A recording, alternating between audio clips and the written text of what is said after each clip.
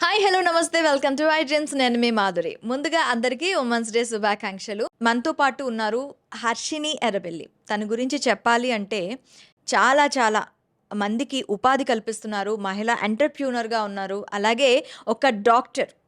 పల్మనాలజీగా చేస్తున్నారు. తనకి సొంతంగా ఒక హాస్పిటల్ కూడా ఉంది. హాస్పిటల్ రన్ చేస్తూ, తన ఫ్యామిలీ బిజినెస్‌ని చూస్తూ, ఇంకోవైపు ఇంటిని కూడా చక్కదిద్దుకుంటూ ఒక సంపూర్ణ మహిళగా ఎదిగారు.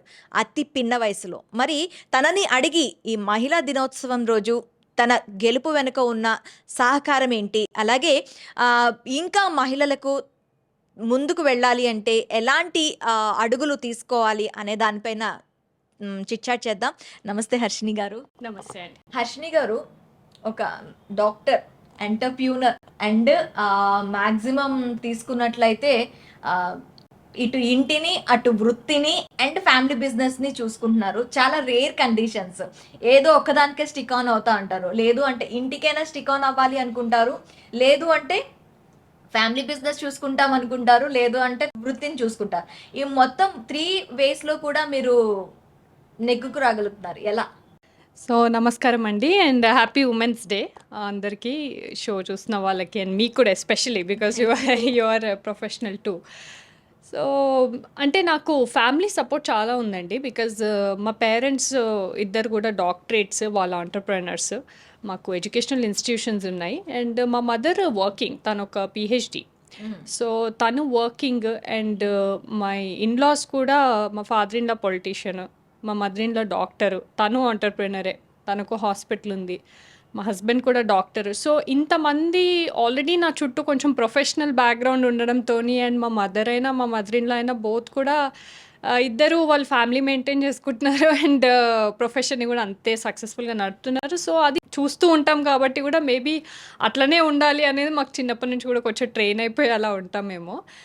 బట్ మోర్ దాన్ ఎనీథింగ్ ఏంటంటే, ఫ్యామిలీ సపోర్ట్ ఉన్నవాళ్ళు డెఫినెట్‌గా ఈజీగా షైన్ అవ్వడానికి, ఈజీగా వర్క్‌కెళ్ళడానికి అది చాలా ఈజీ ఉంటది. హ్మ్. సో, నాకు హస్బెండ్ సపోర్ట్ కానియండి, మా పేరెంట్స్ సపోర్ట్ కానియండి చాలా ఎక్కువుంది.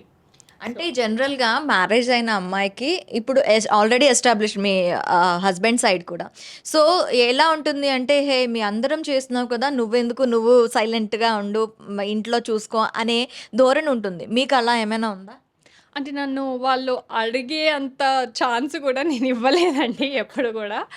బికాస్ నేను స్ట్రాంగ్‌గా నా మైండ్‌లో నేనొక ప్రొఫెషనల్‌గా నేనొక పేరు తెచ్చుకోవాలి. ఓకే. అంటే నేను డాక్టర్ హర్షిని. ఇప్పుడు ఎక్కడికైనా ఎళ్తే డాక్టర్ హర్షిని అని పిలవాలని కోరుకుంటా గానీ, నేను వాళ్ళ అమ్మాయిని, వీళ్ళ కోడల్ని, వీరి భార్యని అని పిలవాలనేది నా second priority. Okay.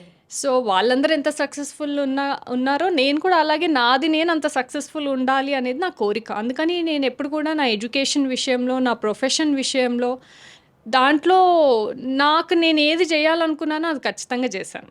Okay. So, ఆ సంకల్పం ఉండడం చాలా ఇంపార్టెంట్. అంటే చాలా ఇన్‌ఫ్లుయెన్సెస్ ఉంటాయి సొసైటీలో. అంటే హ్మ్. మీకేంటి? మీరు పని చేయాల్సిన అవసరం ఏంటి? మీకు డబ్బులున్నాయి కదా! మీ వాళ్ళకి పేరుంది గదా! మీరు హాయిగా ఉండొచ్చు కదా! లగ్జరీస్ ఎంజాయ్ చేయొచ్చు కదా! ఇలాంటి ఇన్‌ఫ్లుయెన్సెస్ చాలా ఉంటుంటాయి. కానీ మనకి మనం ఏదన్నా అవ్వాలనుకుంటే తప్ప అది అవ్వడం ఇంపాసిబుల్. స్వయంగా మనకి ఒక తోడ్పాటు అంటే మీరు ఆ విష్ తీసుకోవడానికి జనరల్‌గా ఒక మంచి బ్యాక్‌గ్రౌండ్ ఉన్న ఎవరైనా సరే, అమ్మాయిలు ఎస్పెషల్లీ తినడం, పడుకోవడం పెద్ద డ్యూటీగా ఉంటుంది వాళ్ళకి. ఇంతలా మీకు మీరు ఎస్టాబ్లిష్ అవ్వడానికి మీకు మీరు ఇచ్చుకున్న తోడ్పాటేంటి? మా మదర్ నాకు ఖచ్చితంగా ఇన్స్పిరేషన్ అండి. ఎందుకంటే తనని చిన్నప్పటి నుంచి చూస్తున్నా కదా! ఎటు ఫ్యామిలీని కూడా నెగ్లెక్ట్ చేయలేదు, ప్రొఫెషన్‌ని కూడా నెగ్లెక్ట్ చేయలేదు. అండ్ తను ఎంతోమంది స్టూడెంట్స్‌కి ఎడ్యుకేషన్ ఇప్పించింది. అండ్ చాలామంది పూర్ స్టూడెంట్స్‌కి ఫ్రీగా ఎడ్యుకేషన్ ఇప్పించడము. చాలామంది ఎంప్లాయీస్, హ్మ్. ఎంతోమంది వుమెన్ ఎంప్లాయీస్ తన దగ్గర ఉన్నారు. వుమెన్ అయినా, మేల్ అయినా ఎవరైనా she gave employment to many people. హ్మ్. సో, ఒక ఎంప్లాయ్‌మెంట్ మనం క్రియేట్ చేస్తున్నామనంటే ఒక ఫ్యామిలీని బతికిస్తున్నట్టు. సో, ఆ సర్వీస్ అంటే మనం పుట్టినందుకు అట్‌లీస్ట్ ఏదో ఒక సర్వీస్ సొసైటీకి చేయకపోతే then it makes no sense. అది మేము చిన్నప్పటి నుంచి కూడా మాకది మేబీ మేము అలా ట్రైన్ అయ్యుండొచ్చు. అండ్ పర్సనల్‌గా గూడా ఒకటి సాధించాలి అనే ఆలోచన ఉండడం ఆల్ ద టైమ్ చాలా ఇంపార్టెంట్. సో, అందుకని ఇప్పుడు మనం ఎంత తిని కూర్చుంటే ఎంత ఆస్తులున్నా, ఎంతున్నా ఏదైనా కరిగిపోద్ది. అవును. అండ్ మోర్ ఓవర్ మనం ఒకరికి ఆదర్శంగా నిలవడం అనేది చాలా ఇంపార్టెంట్. మనము ఒక 10 మందిని ఇన్స్పైర్ చేయగలిగితే, ఒక 10 మంది మనల్ని చూసి ఓకే పరిస్థితులు బాగున్నా బాగాలేకపోయినా మనం సెల్ఫ్ ఎస్టాబ్లిష్ చేసుకోవాలి అనే ఆలోచన వస్తే దానివల్ల ఇంకొక 10 మంది ఇన్స్పైర్ అవుతారు అండ్ 10 మందికి ఎంప్లాయ్మెంట్ కలుగుతుంది. సో ఆంటర్ప్రెన్యూర్షిప్ అనేది, సర్వీస్ సెక్టర్ అనేది ఈ రెండు చాలా ఇంపార్టెంట్. ఇప్పటి వరకు మీ ఇన్స్టిట్యూషన్స్ ద్వారా కానీ మీ హాస్పిటల్ తరపున కానీ ఎంతమందికి ఎంప్లాయ్మెంట్ క్రియేట్ చేస్తుంటారు? సో నాది ఒక స్టార్టప్ అండి. పర్సనల్గా చూస్తే నేను ఒక pulmonologist and sleep specialist. So నా ఎడ్యుకేషన్తో వచ్చిన ఎక్స్పీరియన్స్ అండ్ నా క్రియేటివ్ ఐడియాలజీతోని ఒక స్లీప్ మెడిసిన్ సెంటర్ అనేది స్టార్ట్ చేశాను, స్లీప్ థెరపెటిక్స్ ఫిలిం నగర్లో. ఇది స్టార్ట్ చేసి మేము నియర్లీ 8 months అవుతుంది. ఇప్పటి వరకు మా దగ్గర 11 ఎంప్లాయీస్ ఉన్నారు. బట్ ఇది కాకుండా నేను ఫ్యామిలీ బిజినెస్లో కూడా part. So SVS group of institutions అని మా పేరెంట్స్ స్టార్ట్ చేశారు అండ్ దాంట్లో నేను గవర్నింగ్ బాడీ మెంబర్. సో దాంట్లో ఆల్మోస్ట్ 1000+ ఎంప్లాయీస్ ఉన్నారు. సో అలా వీఆర్ ఇన్ టు బోత్, ఒక స్టార్టప్ అండ్ ఒక ఫ్యామిలీ బిజినెస్ కూడా. ఓకే. ఇది స్టార్టప్ చేయకముందు స్లీపింగ్ థెరపీ గురించి కానీ పల్మనాలజీ కానీ వేరే ఎక్కడైనా వర్క్ చేశారా? నేను ఎండి పల్మనాలజీ అయిపోగానే ఇమీడియట్గా కోవిడ్ వచ్చింది. So as a COVID warrior I treated many COVID patients in Warangal. అప్పుడు నేను వరంగల్లో ఉండేది. దాని తర్వాత నేను ఫెలోషిప్ ఇన్ ఇంటర్వెన్షనల్ పల్మనాలజీ మలేషియాలో, ఇటలీలో చేశాను. అండ్ దెన్ నేను యశోద హాస్పిటల్స్లో కొన్ని రోజులు పనిచేయడం జరిగింది. ఆ పనిచేసే ప్రాసెస్లో, ఇంటర్వెన్షనల్ పల్మనాలజీ ప్రాక్టీస్ చేసే ప్రాసెస్లో ఇది ఒక 200 పీపుల్లో 1%కి యూజ్ అవుతుంది. కానీ చాలామందికి నిద్ర రిలేటెడ్ ప్రాబ్లమ్స్ వస్తున్నాయి. సో ఎక్కువ మందికి సర్వీస్ క్యాటర్ చేయాలి అంటే ఈ ఫీల్డ్ బెటర్ అనేది ఒకటి చూస్ చేసుకున్నాం. అండ్ రెండోది ఏంటంటే అసలు ఇంటిగ్రేటెడ్ అప్రోచ్తోని స్లీప్ సెంటర్ అనేది లేదు. సో అలాంటిది ఒకటి ఉండాలి, అలాంటిది ఒకటి పెట్టాలి. ఎందుకంటే చాలామందికి నిద్ర రిలేటెడ్ ఇష్యూస్ ఉన్నాయంటే ఎక్కడికి వెళ్ళాలో కూడా అర్థం కావట్లేదు అనేది ఒక పాయింట్. అయితే ఇది చాలా కొత్త ఐడియా. ఇది చేస్తే మనమే ఫస్ట్ పర్సన్ అవుతాం కాబట్టి ఇది వరకు ఎక్స్పీరియన్సెస్ లేవు. ఇది వరకు దీంట్లో ఏం కష్టాలు వస్తాయి, దీంతో ఎటువంటి ప్లస్ ఉంటుంది, ఎటువంటి మైనస్ ఉంటుంది అనేది అసలు ఏది తెలీదు. సో చాలామంది డాక్టర్స్ కూడా నాతో అన్నారు ఇలాంటిది పెడితే సక్సెస్ఫుల్ అవ్వదు, ఎందుకంటే దీనికి ఒక మోడల్ లేదు ప్రీవియస్గా. ఇప్పుడు మీరే కొత్తగా ఆలోచించి ఒక మోడల్ పెట్టడం అనేది చాలా రిస్కీ అని కూడా అన్నారు. బట్ రిస్క్ తీసుకుంటేనే ఏదైనా కానీ ఒక పయనీర్ లాగా ఉంటాము. సో చాలామంది పయనీర్ అనాలి మనల్ని అని అంటే ఆబ్వియస్లీ మనం కొత్తదనంతో రావాలి, కొత్త ఆలోచనలతో రావాలి అండ్ ఎక్కువ మందికి అవసరం ఉన్నది మనం ప్రొవైడ్ చేయగలగాలి. ఆ ఆలోచనతోని మేము ఈ సెంటర్ పెట్టాం.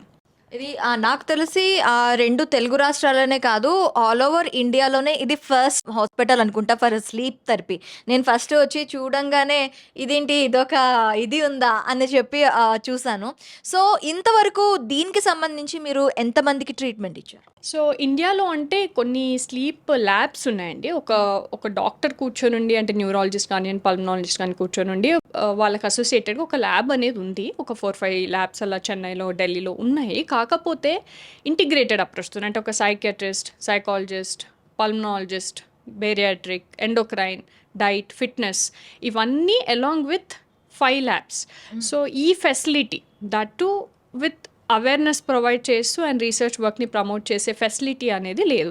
That way we are definitely first centre. So ఇది ఫస్ట్ సెంటర్ కాబట్టి ట్రీట్మెంట్ వైజ్ మేము 100 లెవెల్ 1 స్టడీస్ ప్లస్ చేసాము అండ్ నియర్లీ 700 పేషెంట్స్ వరకు ఇప్పటి వరకు ట్రీట్ చేసాం. ఒక మహిళా దినోత్సవం సందర్భంగా ఒక మహిళగా మిగిలిన మహిళలకు ఒక ఎంటర్‌ప్రెన్యూర్ అవ్వడానికి కానీ, లేదా ఒక జాబ్ తెచ్చుకొని తన కాళ్ళ మీద తను నిలబడటానికి కానీ మీరిచ్చే మెసేజ్ ఏంటి? అంటే ఒక్కటండి, మహిళ అనడము అదేమీ కూడా ఈ కాలంలో, అట్లీస్ట్ నా అబ్జర్వేషన్లో ఈ కాలంలో మహిళలకు చాలా ప్రోత్సాహం ఉంది. ఫ్రాంక్గా మనం ఒప్పుకోవాల్సిన విషయం ఏంటంటే, అంటే ఇది చూసే చాలామంది మహిళలకు నచ్చుతుందో లేదో తెలియదు కానీ చాలా ప్రోత్సాహం ఉంది. అండ్ ఈవెన్ మగవారు కూడా ఈ మధ్య చాలామంది ప్రమోట్ చేస్తున్నారు. అంటే లేదు, ఉమెన్ పని చేయాలి, నా వైఫ్ పని చేయాలి, ఓకే నా సిస్టర్ పని చేయాలి, వాళ్ళు కూడా రెస్పెక్టబుల్గా, మేము ఎంత రెస్పెక్టబుల్గా ఉన్నామో వాళ్ళు కూడా అలాగే ఉండాలి అని కోరుకుంటున్నారు. ఇప్పుడు కొంచెం అది చేంజ్ అయింది. కానీ ఏంటంటే మనం దాన్ని ఒక అడ్వాంటేజ్ లాగా తీసుకొని, లేదు నేను మహిళని, నేను పని చేయకుండా నడుస్తుంది, మగవాళ్ళకి ఏంటంటే నేను పని చేయకుంటే నడవదు అనేది ఒకటి వాళ్ళ బ్రెయిన్లో ఉండింది, అందుకని వాళ్ళు ఖచ్చితంగా పని చేస్తున్నారు. బట్ మహిళలకి ఏంటంటే ఇది ఒక ఆప్షన్ లాగా అయిపోయింది. సో నేను చేయకున్నా ఏం కాదులే నడుస్తుంది ఈ భావంతో పని చేయని వాళ్ళే ఎక్కువ నా అబ్జర్వేషన్ ప్రకారం. ఎందుకంటే మేము ఇంటర్వ్యూస్ పెట్టినప్పుడు కూడా చూస్తాం కదా, ఇలాంటి అండ్ కంఫర్టబుల్ లివింగ్ ఉండాలని కోరుకుంటున్నారు. అంటే 10 o'clockకి రావాలి, 4 o'clockకి వెళ్ళిపోవాలి. అలా కాకుండా మనం ఏ పని టేకప్ చేసామో దాన్ని సీరియస్గా చేయాలి, దాన్ని ఫుల్ఫిల్ చేయాలి, మనం ప్రూవ్ చేసుకోవాలి, మనల్ని మనం ప్రూవ్ చేసుకొని పైకి ఎదగాలి. ఇలాంటి ఆలోచన ఉన్నప్పుడు సక్సెస్ఫుల్ అవుతాం. అదొకటి. అండ్ చాలామంది మహిళలు ఫ్యామిలీ సపోర్ట్ లేకుండా కూడా, ఏ ఫైనాన్షియల్ సపోర్ట్ లేకుండా కూడా మంచిగా చదువుకొని ముందుకెళ్తున్నారు. రెండో విషయం నేను ఎక్కువగా గమనించేదంటే, అది నా ఫ్రెండ్స్లో కానివ్వండి, డిఫరెంట్ సొసైటీలో ఉన్న వాళ్ళలో చూసి గమనించేది ఏంటంటే, ఒకసారి చదువుకోవడంలో గోల్డ్ మెడల్స్, మెరిట్స్, ర్యాంక్స్ అన్నీ హైయెస్ట్ పాస్ పర్సెంటేజ్ అన్ని ఉమెనే కనిపిస్తారు మనకు చూస్తే. ఇదే ఉద్యోగాలకు వచ్చే వరకు మాత్రం అసలు ఉమెన్ ఎవరు జాబ్స్లో జాయిన్ అవ్వరు, దాన్ని కంటిన్యూ చెయ్యరు.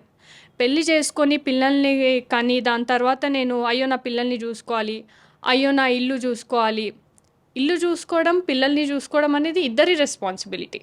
సో ఇద్దరూ చూసుకుంటారు. అండ్ అది పేరెంట్స్ హెల్ప్ తీసుకొనైనా, ఇన్లాస్ హెల్ప్ తీసుకొనైనా, లేకుంటే అసిస్టెన్స్ తీసుకొని కూడా మేనేజ్ చేసుకోవచ్చు.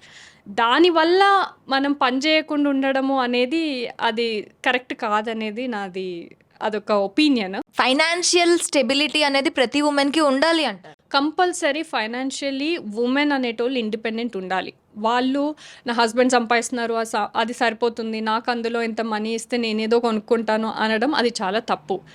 వాళ్ళు సపోర్ట్ చేసినప్పటికీ కూడా ఎవ్రీ ఉమెన్ ఫైనాన్షియలీ ఇండిపెండెంట్ ఉండాలి. అలా అయితేనే వాళ్ళు ఎమోషనల్లీ కూడా స్ట్రాంగ్ అవుతారు. సొసైటీలో ఉమెన్కి రెస్పెక్ట్ ఉంటుంది. అండ్ సెకండ్ థింగ్ నేను అబ్జర్వ్ చేసింది ఏంటంటే, చాలామంది మేల్ కొలీగ్స్, ఫీమేల్ కొలీగ్స్ ఉన్నప్పుడు మేల్ కొలీగ్స్ కొంచెం మోర్ ఓపెన్ మైండెడ్ ఉంటున్నారు. వాళ్ళు ఇప్పుడు నేను ఒక పల్మనాలజిస్ట్ని, ఇంకొక మేల్ పల్మనాలజిస్ట్ ఉన్నప్పుడు వాళ్ళు ఓపెన్గా ఓకే నువ్వు ఈ సెంటర్ పెట్టావా, నేను ఎంకరేజ్ చేస్తాను, నేను వచ్చి చూస్తాను అనే భావంతో ఉన్న మేల్ కొలీగ్స్ ఎక్కువ ఉన్నారు ఈ మధ్య. ఇదే ఉమెన్ ఎందుకో తెలియదు కానీ, నువ్వు నాకు ఒక ఎనిమీ, నువ్వు నాకు ఒక కాంటెంపరీ, ఇలాంటి భావం కొంచెం ఎక్కువ ఉంది. అంటే ఉమెన్స్ డే రోజు మరి నేను మెన్ని సపోర్ట్ చేయడం ఎంత కరెక్టో తెలియదు కానీ, ఇది నేను పర్సనల్గా ఎక్స్పీరియన్స్ చేశాను. మెన్ని సపోర్ట్ చేయడం కాదు, ఉమెన్స్ కూడా సపోర్ట్ చేయమని అడగడం. ఎగ్జాక్ట్లీ. ఉమెన్ కూడా ఎప్పుడైతే if they are standing by another women, ఒక సిస్టర్ లాగా ఉన్నప్పుడు, if they are standing by another women, then women అనే కమ్యూనిటీ యాజ్ సచ్ డెవలప్ అవుతుంది. అంతేగాని నేను డెవలప్ అవుతున్నా నువ్వు డెవలప్ అవ్వద్దు, లేకపోతే నువ్వు చేసేదాన్ని నేను ఎంకరేజ్ చేయను, లేకపోతే డైరెక్ట్లీ ఆర్ ఇండైరెక్ట్లీ ఒక అపోజిషన్ లాగా ఉంటాము అనేది ఎప్పుడు కూడా అది జరగద్దు.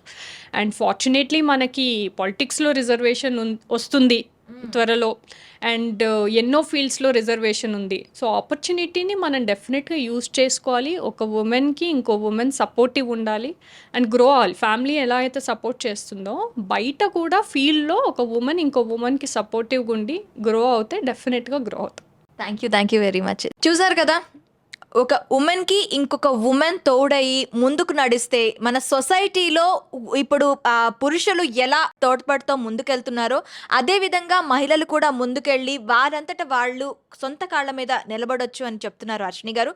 సో వన్స్ అగైన్ మీ అందరికీ హ్యాపీ ఉమెన్స్ డే. అందరికీ నమస్కారం. నా పేరు doctor Harshini. I'm director sleep therapeutics.